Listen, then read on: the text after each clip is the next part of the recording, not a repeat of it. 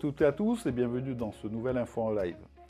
Cette émission sera consacrée à un sujet d'actualité, la réforme des retraites, sujet pour lequel vous avez été nombreux à faire grève et à manifester le 19 janvier. Cette réforme injuste et brutale concerne tous les salariés et particulièrement les électriciens et gaziers avec la volonté affichée du gouvernement de mettre fin à notre régime spécial de retraite. Pour cette émission, j'ai le plaisir d'accueillir Michel Bogas, qui est secrétaire confédéral en charge de l'emploi et des retraites pour Force ouvrière. Bonjour Michel et bienvenue dans notre émission. Bonjour Serge, bonjour à toutes et à tous. Si tu veux bien, rentrons dans le vif du sujet et parlons chiffres. Le gouvernement met en avant l'équilibre financier du système de retraite qui est menacé selon eux à l'horizon 2030. Peux-tu nous donner l'analyse de FO ?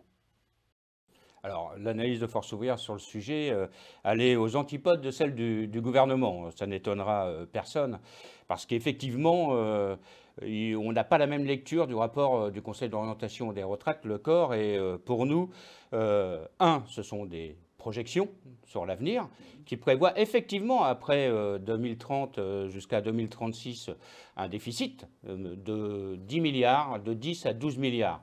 10 à 12 milliards, c'est 0,5% du produit intérieur brut. Le produit intérieur brut français, en 2021, c'est 2500 milliards. Ça veut dire que c'est une goutte d'eau et que c'est un choix de société qu'il faut qu'on fasse et que le gouvernement, en fait, ment aux salariés en leur disant qu'il y a une problématique de déficit à l'avenir. Parce que ce déficit, il n'existe que parce que le gouvernement a modifié les données chiffrées que le corps utilise pour faire ses projections. Michel, le gouvernement fait le pari d'une réforme paramétrique en portant l'âge de départ à 64 ans et en accélérant la mise en œuvre de la réforme Touraine. Est-ce la solution miracle pour préserver le système de retraite ? Bien évidemment que non, ce n'est pas la solution miracle. En fait, ce qu'il faut, c'est travailler sur l'emploi. D'abord l'emploi. Alors l'emploi des plus jeunes, mais notamment l'emploi des seniors. Il faut toujours rappeler qu'un salarié sur deux qui liquide sa retraite n'est plus en emploi. Et que la problématique, c'est bien ça, c'est l'emploi. Et donc, il faut travailler sur l'emploi des seniors, sur le maintien dans l'emploi des seniors, pour que les entreprises, et les contraindre les entreprises à ce qu'elles, justement, conservent ces seniors. Des études économiques démontrent que si on augmente de 10 points le taux d'emploi des seniors, eh bien, c'est 50 milliards de gains en cotisation. Ça veut dire que, bien évidemment, on a bien au-delà du déficit prévu par le gouvernement et que c'est bien là la solution, sauf que le gouvernement ne sait pas ce qu'il veut faire. Il ne veut pas contraindre les entreprises, puisque, bien évidemment, la seule chose qu'il nous propose, c'est de mettre en place un index. On sait bien, on a déjà eu la démonstration ces 5 dernières années avec l'index égalité, et il y a encore aujourd'hui 20% d'écart entre les salaires des femmes et des hommes. Donc, ce n'est pas un index qui changera la donne. D'accord, très bien. Cette réforme aborde également la fin des régimes spéciaux, dont celui des IEG. Selon toi, quelle est la réelle volonté du gouvernement ? Alors la motivation du gouvernement, elle est dogmatique. Voilà, ça fait un moment que le président de la République veut, entre guillemets, supprimer les régimes spéciaux. Les régimes spéciaux existent bien avant le régime général, d'avant 1945, et ça fait partie du contrat social entre l'entreprise et les salariés, entre l'entreprise et les organisations syndicales. Vouloir les supprimer, c'est remettre en cause ce contrat social. C'est bien pour ça que Force ouvrière a dit au gouvernement, si vous voulez discuter des régimes spéciaux, vous devez les discuter avec les organisations syndicales représentatives dans ces entreprises-là. C'est avec eux qu'il faut discuter et non pas avec la Confédération. Et ce n'est pas le choix, encore une fois, qu'a fait le gouvernement. Ce qu'il veut, c'est fermer les régimes spéciaux, notamment le vôtre. Voilà. Pourquoi ? Pas pour faire des économies.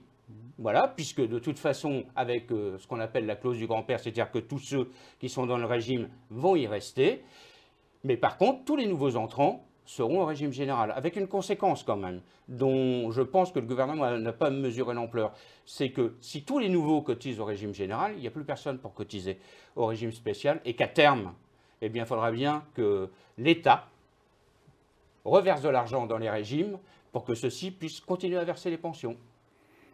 Peux-tu nous indiquer les conséquences de cette réforme sur les salariés actuels des industries électriques et gazières ?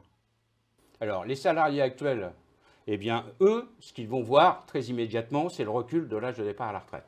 Et, bien évidemment, l'avancée de la réforme Touraine. Même si vous avez des dispositifs qui sont un peu différents du régime général, par exemple, vous avez des catégories dites d'actives.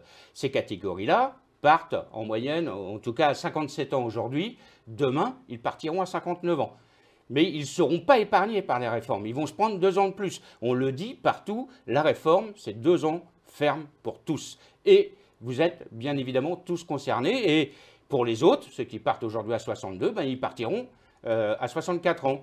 Et l'accélération de la réforme Touraine fait que, eh bien, aux alentours de 2025, vous serez pleinement dans 43 ans de cotisation pour tous. Et donc, vous êtes touchés comme l'ensemble des salariés de ce pays.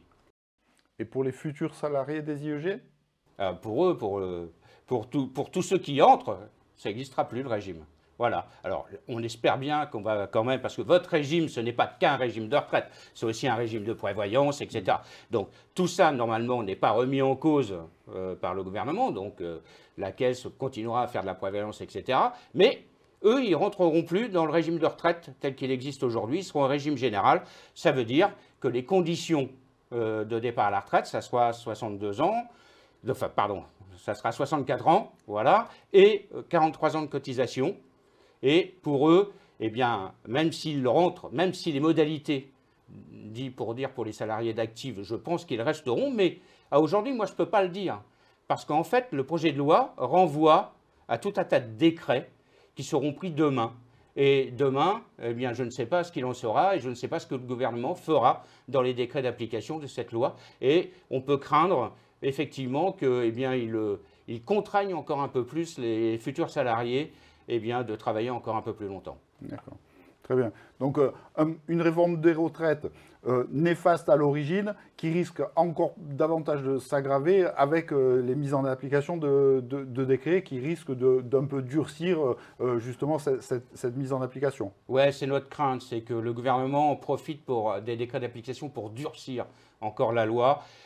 C'est bien pour ça qu'il faut que tout à chacun manifeste, tout à chacun se mobilise par la grève, par la manifestation, pour dire au gouvernement que, eh bien, c'est non. Merci Michel pour ton éclairage. Cette réforme est rejetée par 70% des Français. La mobilisation du 19 janvier a été très importante. Pourtant, le gouvernement semble s'entêter à vouloir la mener à son terme. Le bras de fer continue donc ? Bien évidemment, le bras de fer continue. Alors, c'est 78% des salariés qui sont contre cette réforme et, contrairement à ce qu'on dit, 52% des retraités sont aussi défavorables à cette réforme. C'est-à-dire qu'une grande majorité de la population est défavorable et nos organisations, notre organisation, Force Ouvrière, appelle à une grande manifestation, une grande mobilisation le 31 janvier. Il faut qu'elle soit réussie. On a fait, d'après les chiffres de Force Ouvrière, on a fait à peu près 2 100 000 personnes dans les rues le 19 janvier. Il faut faire mieux, il faut atteindre les 3 millions et on compte sur l'ensemble des salariés pour pouvoir se mobiliser pour dire au gouvernement que c'est non. Et non, on ne travaillera pas plus longtemps, en tout cas pas pour les raisons exposées par celui-ci. Nous arrivons au terme de notre émission. Merci encore Michel pour ta participation et à bientôt j'espère. Merci à vous, au revoir. Merci de nous avoir suivis. Vous pouvez retrouver nos émissions sur notre site internet. Il ne me reste plus qu'à vous dire à bientôt pour un nouvel Info en Live. Et surtout, demain, soyons nombreux à dire non à cette réforme.